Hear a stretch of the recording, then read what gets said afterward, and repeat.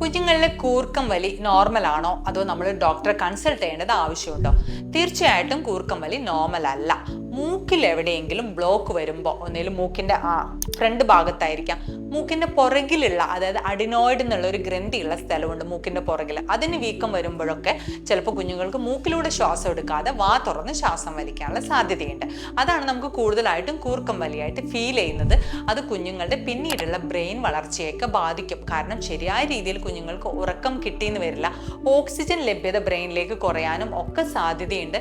ഇടയ്ക്കിടയ്ക്ക് കുഞ്ഞിന് ഇൻഫെക്ഷൻ വരും. വാ തുറന്ന് ശ്വാസം വലിക്കുന്ന കുട്ടികൾക്ക് ഇടയ്ക്കിടയ്ക്ക് ജലദോഷവും കഫക്കെട്ടൊക്കെ വരാനുള്ള സാധ്യതയും കൂടുതലായതുകൊണ്ട് തന്നെ നിങ്ങളുടെ കുഞ്ഞിന് കൂർക്കം വലി ഉണ്ടെങ്കിൽ നിങ്ങളുടെ പീഡിയാട്രീഷ്യനുമായിട്ട് നിങ്ങളൊന്ന് ഡിസ്കസ് ചെയ്തിട്ട് അത്യാവശ്യം വേണ്ട ചികിത്സകൾ ചെയ്യേണ്ടത് അത്യാവശ്യമാണ്.